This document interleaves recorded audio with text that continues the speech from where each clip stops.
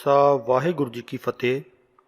ਇੱਕ ਦੋਸਤ ਨੇ ਆਪਣੀ ਜ਼ਿੰਦਗੀ ਦੀ ਇਹ ਕਹਾਣੀ ਤੁਹਾਡੇ ਨਾਲ ਸਾਂਝੀ ਕਰਨ ਲਈ ਭੇਜੀ ਹੈ ਕਿ ਮੇਰਾ ਨਾਮ ਨਾ ਦੱਸੀ, ਪਰ ਉਹ ਲੋਕਾਂ ਤੱਕ ਆਪਣੀ ਗਾਥਾ ਪਹੁੰਚਾਉਣੀ ਚਾਹੁੰਦਾ ਹੈ, ਖਾਸ ਕਰ ਨੌਜਵਾਨਾਂ ਤੱਕ।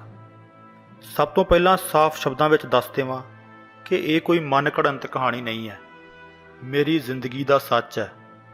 ਤੇ ਇਸ ਸੱਚ ਦੇ ਉਹ ਸਭ ਗਵਾਹ ਨੇ ਜਿਨ੍ਹਾਂ ਨੇ ਮੇਰੇ ਨੇੜੇ ਜਾਂ ਦੂਰ ਹੋ ਕੇ ਮੇਰੀ ਜ਼ਿੰਦਗੀ ਦੇ ਇਸ ਦੌਰ ਨੂੰ ਵੇਖਿਆ ਆ।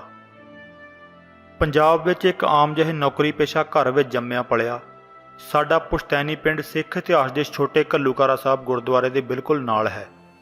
ਸਾਡੀ ਜ਼ਮੀਨ ਵੀ ਗੁਰਦੁਆਰਾ ਸਾਹਿਬ ਤੋਂ 2 ਕੁ ਕਿੱਲੇ ਹਟਵੀਂ ਹੈ। ਬਾਪੂ ਹੋਰੀ ਦੱਸਦੇ ਹੁੰਦੇ ਆ ਕਿ ਪਹਿਲਾਂ ਗੁਰਦੁਆਰਾ ਨਹੀਂ ਸੀ ਹੁੰਦਾ। ਸਾਡੇ ਦਾਦੇ ਹੋਰਾਂ ਤੇ ਪਿੰਡ ਦੇ ਹੋਰ ਕੁਝ ਬੰਦਿਆਂ ਨੇ ਇਸ ਥਾਂ ਇੱਕ ਬੇਰੀ ਦੇ ਦੁਆਲੇ ਕੁਝ ਪੁਰਾਣੇ ਸ਼ਸਤਰ ਤੇ ਉਹਨਾਂ ਦੇ ਟੋਟੇ ਮਿਲੇ ਸੀ, ਜਿਸ ਕਰਕੇ ਉਹਨਾਂ ਨੇ ਘੱਲੂਘਾਰੇ ਦੀ ਯਾਦਗਾਰ ਬਣਾ ਦਿੱਤੀ ਤੇ ਉਸੇ ਥਾਂ ਤੇ ਅੱਜ ਕੱਲ੍ਹ ਗੁਰਦੁਆਰਾ ਘੱਲੂਘਾਰਾ ਸਾਹਿਬ ਬਣਿਆ ਹੋਇਆ। ਖੈਰ, ਮੈਂ ਉਸ ਪਿੰਡ ਵਿੱਚ ਜੰਮਿਆ ਪਲਿਆ ਨਹੀਂ। ਮੇਰੇ ਬੇਬੇ ਬਾਪੂ ਦੀ ਨੌਕਰੀ ਕਰਕੇ ਉਹ ਦੋਵੇਂ ਦੁਆਬੇ ਵਿੱਚ ਫਲੌਰ ਤੋਂ ਨਵਾਂ ਸ਼ਹਿਰ ਆਉਣ ਵਾਲੀ ਸੜਕ ਤੇ ਇੱਕ ਪਿੰਡ ਵਿੱਚ ਆ ਵਸੇ। ਇੱਥੇ ਹੀ ਮੇਰਾ ਜਨਮ ਹੋਇਆ। ਉਹ ਦੌਰ ਜਦੋਂ ਸਿੱਖ ਨੌਜਵਾਨੀ ਦਾ ਸ਼ਿਕਾਰ ਖੁੱਲ੍ਹ ਕੇ ਖੇਡਿਆ ਜਾਂਦਾ ਸੀ, ਮੈਂ ਉਦੋਂ ਤੁਰਨਾ ਸਿੱਖ ਰਿਹਾ ਸੀ। ਮੈਂ ਉਸ ਦੌਰ ਦੀ ਵੀ ਗੱਲ ਨਹੀਂ ਸੁਣਾਉਣ ਲੱਗਾ, ਮੈਂ ਆਪਣੀ ਜ਼ਿੰਦਗੀ ਬਾਰੇ ਦੱਸਣ ਲੱਗਾ ਹਾਂ। ਮੇਰੀ ਬੇਬੇ ਨੇ ਛੋਟੇ ਹੁੰਦਿਆਂ ਤੋਂ ਸਿੱਖ ਰਹੁ ਰੀਤਾਂ ਬਾਰੇ ਜਾਣਕਾਰੀ ਦਿੱਤੀ। ਚਾਅ ਨਾਲ ਗੁਰਦੁਆਰੇ ਜਾਣਾ, ਹੌਲੀ ਹੌਲੀ ਗੁਰਮੁਖੀ ਪੜ੍ਹ ਕੇ ਪਾਠ ਕਰਨ ਦਾ ਵੱਲ ਵੀ ਆ ਗਿਆ। ਮੇਰੀ ਬੇਬੇ ਹੁਣ ਤੱਕ ਨੇਮ ਨਾਲ ਪਾਠ ਕਰਦੀ ਹੈ। ਸਮਾਂ ਆਪਣੀ ਤੋਰ ਤੁਰਦਾ ਗਿਆ। ਸਕੂਲੀ ਪੜ੍ਹਾਈ ਤੋਂ ਬਾਅਦ ਡਿਪਲੋਮਾ ਤੇ ਫਿਰ ਡਿਗਰੀ ਵਿੱਚ ਦਾਖਲਾ ਮਿਲ ਗਿਆ। ਡਿਗਰੀ ਦੇ ਸ਼ੁਰੂਆਤੀ ਸਾਲਾਂ ਵਿੱਚ ਬਾਪੂ ਅਮਰੀਕਾ ਆ ਗਿਆ ਤੇ ਖਤਮ ਹੁੰਦੇ ਹੁੰਦੇ ਤੱਕ ਬੇਬੇ ਵੀ ਅਮਰੀਕਾ ਚਲੀ ਗਈ। ਵਾਹਿਗੁਰੂ ਦੀ ਕਿਰਪਾ ਨਾਲ ਮੈਂ ਵੀ ਇੰਗਲੈਂਡ ਪੜ੍ਹਾਈ ਲਈ ਚਲਾ ਗਿਆ। ਇਹ ਗੱਲ ਸੰਨ 2006 ਦੀ ਆ। ਮੈਂ ਇੰਗਲੈਂਡ ਆ ਕੇ ਆਪਣੇ ਆਪ ਨੂੰ ਬੜਾ ਨਾਡੂ ਖਾਂ ਸਮਝਣ ਲੱਗ ਪਿਆ ਸੀ। ਬਹੁਤਾ ਭਲਵਾਨ ਤਾਂ ਨਹੀਂ ਸੀ, ਪਰ ਸਰੀਰ ਤਗੜਾ ਸੀ। ਸ਼ਕਲ ਸੂਰਤ ਵੀ ਵਾਹਵਾ ਵਧੀਆ ਸੀ। ਤੋਂ ਇੰਗਲੈਂਡ ਉਚੇਰੀ ਪੜ੍ਹਾਈ ਦਾ ਵੀਜ਼ਾ ਮਿਲ ਜਾਣ ਕਰਕੇ ਮੋਢਿਆਂ ਉੱਪਰੋਂ ਥੁੱਕਣ ਲੱਗ ਪਿਆ ਸੀ। ਮੇਰੀ ਬੇਬੇ ਨੇ ਫੋਨ ਤੇ ਕਿਹਾ ਕਰਨਾ ਕਿ ਜਦੋਂ ਤਨਖਾਹ ਮਿਲੇ ਤਾਂ ਦਸਵੰਧ ਜ਼ਰੂਰ ਕੱਢਿਆ ਕਰ, ਗੁਰੂ ਘਰ ਜਾਇਆ ਕਰ। ਪਰ ਜਵਾਨੀ ਦੇ ਨਸ਼ੇ ਵਿੱਚ ਹਾਂ ਹੂੰ ਕਰ ਛੱਡਣੀ। ਕਦੇ ਕਦੇ ਕਹਿ ਦੇਣਾ, ਉਹ ਬੇਬੇ ਰੱਬ ਨੇ ਕਿਹੜਾ ਕਿਤੇ ਚਲੇ ਜਾਣਾ ਤੇ ਮੈਂ ਵੀ ਭੱਜ ਨਹੀਂ ਜਾਣਾ ਕਿਤੇ, ਇੱਕੋ ਵਾਰੀ ਹਿਸਾਬ ਇਕੱਠਾ ਹੀ ਕਰ ਲਵਾਂਗੇ। ਐਵੇਂ ਕਿ ਹਫ਼ਤੇ 2 ਹਫ਼ਤੇ ਬਾਅਦ ਪੈਸਿਆਂ ਦਾ ਲੈਣ ਦੇਣ ਕਰਦੇ ਫਿਰਾਂਗੇ। ਬੇਬੇ ਨੇ ਬੜਾ ਸਮਝਾਉਣਾ, ਪਰ ਆਪਾਂ ਕਿੱਥੇ ਮੰਨਦੇ ਸੀ। ਕਾਮਰੇਡਾਂ ਵਾਲਾ ਥੋੜ੍ਹਾ ਥੋੜ੍ਹਾ ਪਰਛਾਵਾਂ ਪੈਂਦਾ ਸੀ ਉਦੋਂ। ਇਹ ਵੀ ਨਹੀਂ ਸੀ ਕਿ ਮੈਂ ਪੱਕਾ ਨਾਸਤਕ ਹੋ ਗਿਆ ਸੀ, ਬਸ ਜਵਾਨੀ ਦੇ ਨਸ਼ੇ ਵਿੱਚ ਰੱਬ ਨੂੰ ਝੇਡਾਂ ਜੀਆਂ ਕਰਨ ਲੱਗ ਪਿਆ ਸੀ। ਵੈਸੇ ਕਦੇ ਰੱਬ ਤੋਂ ਭਰੋਸਾ ਨਹੀਂ ਸੀ ਉੱਠਿਆ, ਜਾਣ ਬੁੱਝ ਕੇ ਕਿਸੇ ਦਾ ਦਿਲ ਨਹੀਂ ਸੀ ਦੁਖਾਇਆ। ਰੱਬ ਤੇ ਭਰੋਸਾ ਵੀ ਸੀ। ਅਗਲੇ ਸਾਲ ਮੇਰੇ ਘਰਦਿਆਂ ਨੇ ਚੰਗੀ ਗੂੜੀ ਜਾਣ ਪਛਾਣ ਵਿੱਚੋਂ ਅਮਰੀਕਾ ਦੀ ਇੱਕ ਕੁੜੀ ਲੱਭ ਕੇ ਮੇਰਾ ਰਿਸ਼ਤਾ ਪੱਕਾ ਕਰ ਦਿੱਤਾ। ਮੈਂ ਇੰਗਲੈਂਡ ਤੋਂ ਪੰਜਾਬ ਆ ਕੇ ਮੰਗਣੀ ਕਰਵਾ ਲਈ ਤੇ ਵਾਪਸ ਲੰਡਨ ਆ ਗਿਆ। ਪਰ 1-2 ਮਹੀਨੇ ਬਾਅਦ ਹੀ ਮੈਂ ਬਿਮਾਰ ਹੋ ਗਿਆ। ਟਾਇਲਟ ਵਿੱਚ ਖੂਨ ਆਉਣ ਲੱਗ ਪਿਆ। ਪਹਿਲਾਂ ਤਾਂ ਬਹੁਤੀ ਗੱਲ ਹੀ ਨਾ ਗੌਲੀ, ਪਰ ਫਿਰ ਬਿਮਾਰੀ ਵੱਧਦੀ ਗਈ। ਜਦੋਂ ਤੱਕ ਇੰਗਲੈਂਡ ਦੇ ਡਾਕਟਰਾਂ ਦੇ ਸਮਝ ਵਿੱਚ ਪਈ ਕਿ ਮੈਨੂੰ ਅਲਸਰ ਦੀ ਤਕਲੀਫ ਹੈ, ਉਦੋਂ ਤੱਕ ਵਾਧਾ ਵੱਧ ਕੇ ਬਹੁਤ ਹੋ ਗਿਆ ਸੀ। 80 ਕਿਲੋ ਭਾਰ ਘਟ ਕੇ 45 ਹੋ ਗਿਆ ਸੀ। ਮੰਜੇ ਨਾਲ ਲੱਗ ਕੇ ਹੱਡੀਆਂ ਦੀ ਮੁੱਠ ਹੋ ਗਿਆ। ਬੇਬੇ ਬਾਪੂ ਨੇ ਅਮਰੀਕਾ ਬੈਠੇ ਰੋਈ ਜਾਣਾ ਤੇ ਮੈਂ ਬਿਸਤਰੇ ਤੇ ਇਕੱਲੇ ਪਏ ਨੇ ਲੁਕਾ ਲੁਕਾ ਕੇ ਹੰਝੂ ਪੂੰਝੀ ਜਾਣੇ। ਬੇਬੇ ਨੇ ਕਹਿਣਾ, ਪਾਠ ਕਰਿਆ ਕਰ ਪੁੱਤ। ਤੇ ਮੈਂ ਜਿਵੇਂ ਰੱਬ ਤੋਂ ਰੁੱਸਿਆ ਪਿਆ ਸੀ, ਪਰ ਰੱਬ ਮੇਰੇ ਤੋਂ ਨਹੀਂ ਸੀ ਰੁੱਸਿਆ। ਮੈਂ ਦੱਸ ਦੇਵਾਂ ਕਿ ਵੀਜ਼ੇ ਦੀਆਂ ਮੁਸ਼ਕਲਾਂ ਕਰਕੇ ਨਾ ਤਾਂ ਬੇਬੇ ਬਾਪੂ ਮੇਰੇ ਕੋਲ ਆ ਸਕਦੇ ਸੀ ਤੇ ਨਾ ਮੈਂ ਉਹਨਾਂ ਕੋਲ ਜਾ ਸਕਦਾ ਸੀ। ਪਰ ਲੰਡਨ ਵਿੱਚ ਜਿਹੜੇ ਭਾਜੀ ਤੇ ਭਾਬੀ ਨੇ ਮੈਨੂੰ ਆਪਣੇ ਕੋਲ ਰੱਖਿਆ, ਸਕਿਆਂ ਤੋਂ ਵੱਧ ਖਿਆਲ ਰੱਖਿਆ। ਇੱਥੋਂ ਤੱਕ ਕਿ ਮੈਨੂੰ ਇਹ ਵੀ ਯਾਦ ਨਹੀਂ ਕਿ ਮੈਂ ਕਦੇ ਕਮਰੇ ਦਾ ਕਿਰਾਇਆ ਵੀ ਦਿੱਤਾ ਹੋਵੇ ਜਾਂ ਕਦੇ ਰਾਸ਼ਨ ਵਿੱਚ ਹਿੱਸਾ ਪਾਇਆ ਹੋਵੇ। ਉਲਟਾ ਭਾਜੀ ਤੇ ਭਾਬੀ ਨੇ ਮੇਰੇ ਮੰਜੇ ਤੇ ਪਏ ਦੀ ਹਰ ਫਰਮਾਇਸ਼ ਪੂਰੀ ਕਰਨੀ। ਜੇ ਅੱਧੀ ਰਾਤ ਨੂੰ ਵੀ ਮੈਂ ਕਿਹਾ ਕਿ ਕੁਝ ਖਾਣਾ ਹੈ ਤਾਂ ਭਾਬੀ ਨੇ ਤਾਜ਼ਾ ਬਣਾ ਕੇ ਦੇਣਾ, ਜਿਵੇਂ ਰੱਬ ਆਪ ਆ ਕੇ ਮੇਰਾ ਖਿਆਲ ਰੱਖਦਾ ਹੋਵੇ।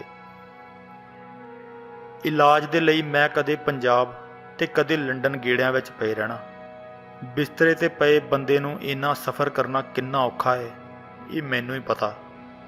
ਮੈਨੂੰ ਦਿੱਲੀ ਤੋਂ ਲੈਣ ਜਾਂ ਛੱਡਣ ਵਾਲਿਆਂ ਨੂੰ ਪਤਾ ਕਿ ਹਰ 15-15 ਮਿੰਟ ਬਾਅਦ ਪੈਟਰੋਲ ਪੰਪ ਤੇ ਗੱਡੀ ਰੋਕ ਕੇ ਮੈਨੂੰ ਟਾਇਲਟ ਲੈ ਜਾਣਾ। ਹਰ 15-15 ਮਿੰਟ ਬਾਅਦ ਟਾਇਲਟ ਜਾਣਾ ਤੇ ਟਾਇਲਟ ਵਿੱਚ ਸਿਰਫ ਖੂਨ ਹੀ ਖੂਨ ਹੋਣਾ, ਕੋਈ ਦਵਾਈ ਅਸਰ ਨਾ ਕਰਨੀ। ਰੋਟੀ ਜਾਂ ਕੁਝ ਹੋਰ ਸਖਤ ਖਾਣਾ ਬੰਦ ਸੀ। 3 ਵੇਲੇ ਸਿਰਫ ਖਿਚੜੀ ਖਾਣੀ ਤੇ ਉਹ ਵੀ 1 ਜਾਂ ਅੱਧੀ ਕੌਲੀ। ਪਹਿਲੇ ਚਮਚੇ ਤੋਂ ਲੈ ਕੇ ਆਖਰੀ ਚਮਚੇ ਦੌਰਾਨ 2 ਜਾਂ 3 ਵਾਰੀ ਉੱਠ ਕੇ ਟਾਇਲਟ ਜਾਣਾ। ਕਈ ਵਾਰੀ ਤਾਂ ਬਿਸਤਰੇ ਤੋਂ ਟਾਇਲਟ ਜਾਣ ਦੀ ਵਾਟ ਵੀ ਪੂਰੀ ਨਹੀਂ ਸੀ ਹੁੰਦੀ, ਕੱਪੜੇ ਲਿਬੜ ਜਾਣੇ।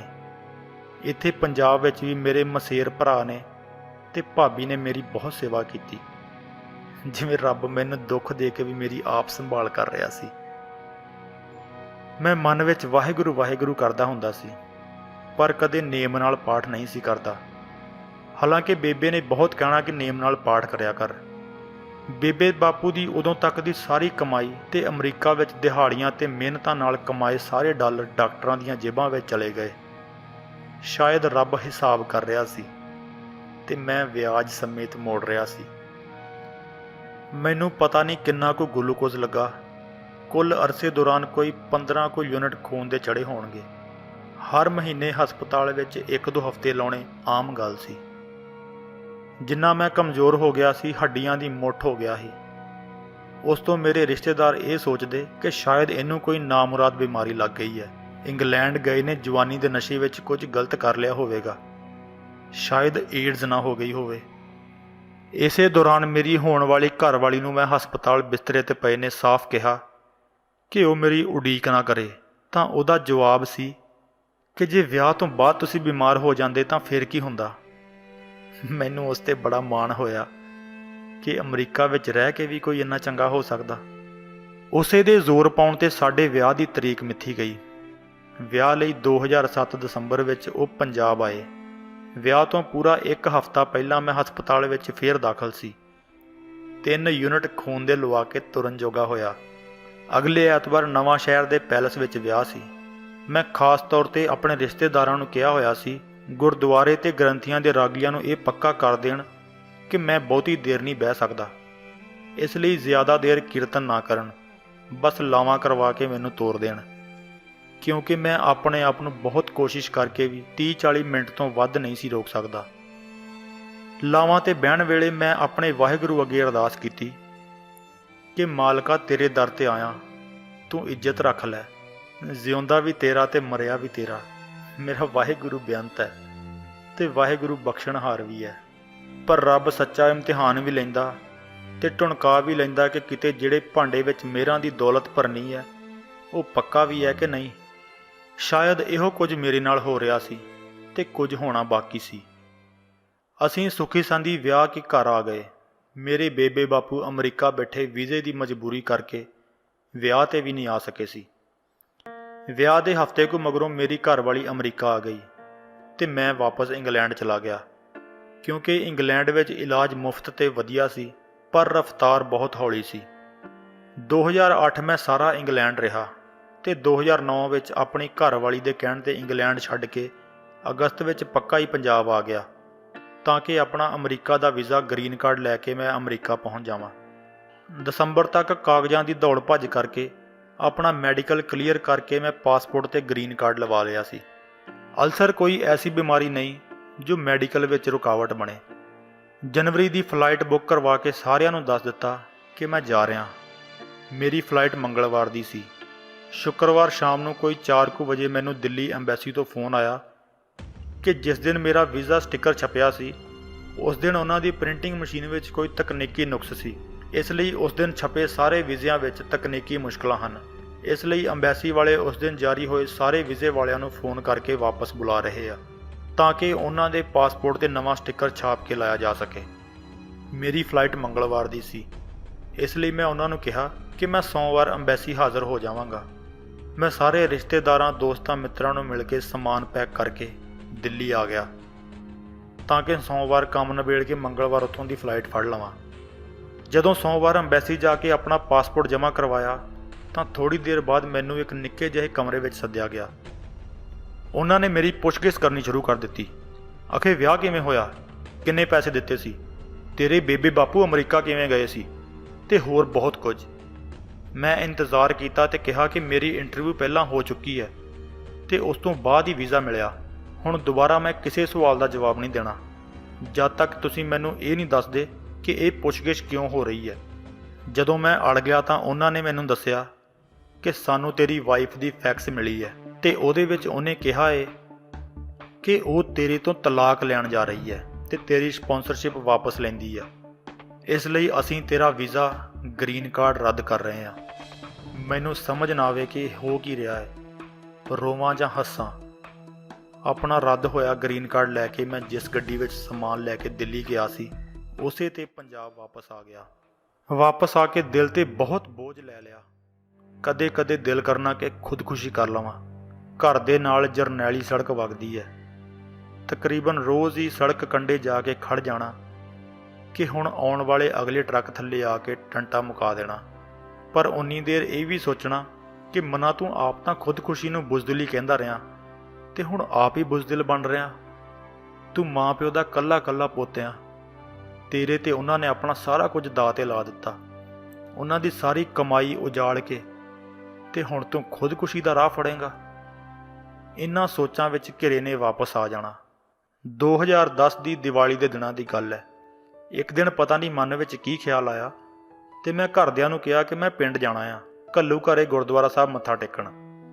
ਗੱਡੀ ਘਰੇ ਖੜੀ ਸੀ ਤੇ 15-20 ਮਿੰਟ ਬਾਅਦ ਰੁਕ ਕੇ ਗੁਰਦਾਸਪੁਰ ਜਾਣਾ ਕੋਈ ਬਾਹਲਾ ਔਖਾ ਵੀ ਨਹੀਂ ਸੀ। ਸੋ ਮੈਂ ਆਪਣਾ ਜ਼ਰੂਰੀ ਸਮਾਨ ਤੇ ਦਵਾਈਆਂ ਲੈ ਕੇ ਪਿੰਡ ਆ ਗਿਆ।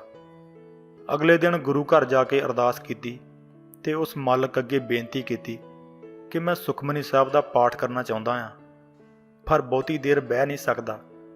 ਇੱਕ ਤਾਂ ਟਾਇਲਟ ਦਾ ਜ਼ੋਰ ਪੈਣ ਲੱਗ ਜਾਂਦਾ ਹੈ ਤੇ ਨਾਲ ਦੀ ਨਾਲ ਢਿੱਡ ਪੀੜ ਹੋਣ ਲੱਗ ਜਾਂਦੀ ਹੈ। ਸੋ ਮੇਰੇ ਵਾਹਿਗੁਰੂ, ਤੂੰ ਹੀ ਸਹਾਈ ਹੋ ਕੇ ਮੇਰੀ ਬਾਂਹ ਫੜ। ਮੈਂ ਜਦੋਂ ਬੇਬੇ ਨਾਲ ਸਲਾਹ ਕੀਤੀ ਸੀ ਤਾਂ ਬੇਬੇ ਕਹਿੰਦੀ ਕਿ ਪੁੱਤ, ਮਨ ਵਿੱਚ ਇਹ ਨਾ ਸੋਚੀ ਕਿ ਤੂੰ ਪਾਠ ਕਰਨਾ ਹੈ, ਸਗੋਂ ਇਹ ਅਰਦਾਸ ਕਰੀ ਕਿ ਸੱਚੇ ਪਾਤਸ਼ਾਹ ਮੇਰੇ ਤੇ ਮਿਹਰ ਕਰੋ ਤੇ ਮੇਰੇ ਕੋਲੋਂ ਪਾਠ ਦੀ ਸੇਵਾ ਲਓ। ਵਾਹਿਗੁਰੂ ਨੇ ਮੇਰੇ ਤੇ ਮਿਹਰ ਕੀਤੀ ਤੇ ਰੋਜ਼ ਗੁਰੂ ਘਰ ਜਾ ਕੇ ਅਰਦਾਸ ਕਰਕੇ ਚੌਂਕੜਾ ਮਾਰਨ ਤੇ ਸੁਖਮਨੀ ਸਾਹਿਬ ਪੜ੍ਹਨ ਜਿੰਨੀ ਤਾਕਤ ਕਿਤੋਂ ਨਾ ਕਿਤੋਂ ਇਕੱਠੀ ਹੋ ਹੀ ਜਾਣੀ। ਹੌਲੀ ਹੌਲੀ ਬਾਣੀ ਪੜ੍ਹਨ ਨਾਲ ਮਨ ਨੂੰ ਵੀ ਧਰਵਾਸ ਆਉਣਾ ਸ਼ੁਰੂ ਹੋਇਆ। ਉਸ ਅਕਾਲ ਪੁਰਖ ਪ੍ਰਤੀ ਜਿਹੜੇ ਗਿਲੇ ਸ਼ਿਕਵੇ ਮਨ ਵਿੱਚ ਹੋਏ ਸਨ ਉਹ ਵੀ ਦੂਰ ਹੋ ਗਏ ਤੇ ਮੈਨੂੰ ਉਹ ਦਵਾਈ ਜਿਹੜੀ ਮੈਂ ਕਈ ਸਾਲਾਂ ਤੋਂ ਖਾ ਰਿਹਾ ਸੀ ਥੋੜਾ ਥੋੜਾ ਅਸਰ ਕਰਨ ਲੱਗ ਪਈ ਸੀ। ਵਾਹਿਗੁਰੂ ਤੇ ਭਰੋਸਾ ਪੱਕਾ ਹੋਣ ਤੋਂ ਬਾਅਦ ਮੇਰੇ ਦਿਨ ਫਿਰਨ ਲੱਗੇ। 2013 ਵਿੱਚ ਜਦੋਂ ਮੈਂ ਥੋੜਾ ਤੁਰਨ ਫਿਰਨ ਜੋਗਾ ਹੋਇਆ, ਹੁਣ ਮੈਨੂੰ ਇਹ ਫਿਕਰ ਸੀ ਕਿ ਮੈਂ ਕਮਾਵਾਂਗਾ ਕੀ ਤੇ ਖਾਵਾਂਗਾ ਕੀ। ਸਾਰੀ ਉਮਰ ਬੇਬੇ ਬਾਪੂ ਤੇ ਬੋਝ ਬਣ ਕੇ ਵੀ ਮੈਂ ਨਹੀਂ ਸੀ ਰਹਿ ਸਕਦਾ। ਭਾਰਾ ਕੰਮ ਮੇਰੇ ਕੋਲੋਂ ਕੋਈ ਹੋਣਾ ਨਹੀਂ ਸੀ ਤੇ ਅਫਸਰੀ ਦੀ ਕੁਰਸੀ ਵਾਲੇ ਕੰਮ ਦਾ ਕੋਈ ਤਜਰਬਾ ਨਹੀਂ ਸੀ। 2013 ਦੀ ਅਪ੍ਰੈਲ ਦੀ ਗੱਲ ਹੈ, ਜਦੋਂ ਕੈਨੇਡਾ ਰਹਿੰਦੇ ਮੇਰੇ ਇੱਕ ਪੁਰਾਣੇ ਜਮਾਤੀ ਦੋਸਤ ਦਾ ਫੋਨ ਆਇਆ। ਉਹਨੇ ਮੈਨੂੰ ਅਮਰੀਕਾ ਦੀ ਇੱਕ ਸੌਫਟਵੇਅਰ ਕੰਪਨੀ ਵਿੱਚ ਨੌਕਰੀ ਲਈ ਅਰਜ਼ੀ ਦੇਣ ਲਈ ਕਿਹਾ। ਉਹ ਨੌਕਰੀ ਮੁੰਬਈ ਵੱਲ ਇੱਕ ਮਸ਼ਹੂਰ ਸ਼ਹਿਰ ਵਿੱਚ ਸੀ। ਮੈਨੂੰ ਲੱਗਦਾ ਸੀ ਕਿ ਬਿਨਾਂ ਕਿਸੇ ਖਾਸ ਤਜਰਬੇ ਦੇ ਮੇਰਾ ਕੋਈ ਐਡੀ ਵੱਡੀ ਕੰਪਨੀ ਵਿੱਚ ਕੰਮ ਨਹੀਂ ਲੱਗ ਸਕਦਾ, ਪਰ ਉਹਦੇ ਕਹਿਣ ਤੇ ਮੈਂ ਨੌਕਰੀ ਦੀ ਅਰਜ਼ੀ ਭਰ ਦਿੱਤੀ। ਵਾਹਿਗੁਰੂ ਨੇ ਕਿਰਪਾ ਕੀਤੀ ਤੇ ਮੈਨੂੰ ਉਹ ਨੌਕਰੀ 4,85,000 ਸਾਲਾਨਾ ਪੈਕੇਜ ਤੇ ਮਿਲ ਗਈ। ਮੇਰੀ ਇੰਟਰਵਿਊ ਤੋਂ ਕੁਝ ਦਿਨ ਪਹਿਲਾਂ ਮੇਰੇ ਬੇਬੇ ਬਾਪੂ ਨੂੰ ਅਮਰੀਕਾ ਦੀ ਨਾਗਰਿਕਤਾ ਵੀ ਮਿਲ ਗਈ ਤੇ ਉਹ ਵੀ ਪੰਜਾਬ ਮੈਨੂੰ ਤਕਰੀਬਨ 7-8 ਸਾਲਾਂ ਬਾਅਦ ਆ ਕੇ ਮਿਲੇ। ਮਹੀਨੇ ਕੁ ਬਾਅਦ ਮਈ 2013 ਵਿੱਚ ਉਹ ਅਮਰੀਕਾ ਆ ਗਏ ਤੇ ਮੈਂ ਨੌਕਰੀ ਲਈ ਪੰਜਾਬ ਛੱਡ ਕੇ ਉਸ ਦੱਖਣੀ ਸ਼ਹਿਰ ਆ ਗਿਆ। ਨਵੀਂ ਥਾਂ ਆ ਕੇ ਰਹਿਣ ਸਹਿਣ ਬਦਲਿਆ, ਆਦਤਾਂ ਬਦਲੀਆਂ ਤੇ ਸਵੇਰੇ ਉੱਠ ਕੇ ਪਾਠ ਕਰਨਾ ਸ਼ੁਰੂ ਕੀਤਾ। ਮੇਰੀ ਸਿਹਤ ਵਿੱਚ ਸੁਧਾਰ ਹੋ ਰਿਹਾ ਸੀ। ਸਾਲ ਦੇ ਅਖੀਰ ਤੱਕ ਕਾਫੀ ਫਰਕ ਸੀ। ਨਵਾਂ ਸਾਲ ਚੜ੍ਹਦਿਆਂ ਹੀ ਮੇਰੀ ਕੈਨੇਡਾ ਦੀ ਪੁਆਇੰਟ ਸਿਸਟਮ ਤੇ ਪਾਈ ਗਈ PR ਦੀ ਅਰਜ਼ੀ ਤੇ ਸੁਣਵਾਈ ਹੋ ਗਈ ਤੇ ਮਾਰਚ ਵਿੱਚ ਮੈਂ ਕੈਨੇਡਾ ਆ ਗਿਆ। ਅੱਜ ਮੈਨੂੰ ਕੈਨੇਡਾ ਆਏ ਨੂੰ 5 ਸਾਲ ਤੋਂ ਉੱਤੇ ਹੋ ਚੱਲੇ ਆ। ਵਾਹਿਗੁਰੂ ਦੀ ਮਿਹਰ ਨਾਲ ਸਿਟੀਜ਼ਨ ਵੀ ਹੋ ਗਿਆ ਤੇ ਪਿਛਲੇ ਸਾਲ ਦੁਬਾਰਾ ਵਿਆਹ ਵੀ ਹੋ ਗਿਆ। ਜ਼ਿੰਦਗੀ ਬਹੁਤ ਵਧੀਆ ਤੁਰ ਪਈ ਹੈ। ਇਸ ਸਾਰੀ ਰਾਮ ਕਹਾਣੀ ਨੂੰ ਸੁਣਾਉਣ ਦਾ ਮੇਰਾ ਮਤਲਬ ਇਹ ਸੀ ਕਿ ਜ਼ਿੰਦਗੀ ਵਿੱਚ ਔਕੜਾਂ ਬਹੁਤ ਆਉਂਦੀਆਂ ਨੇ।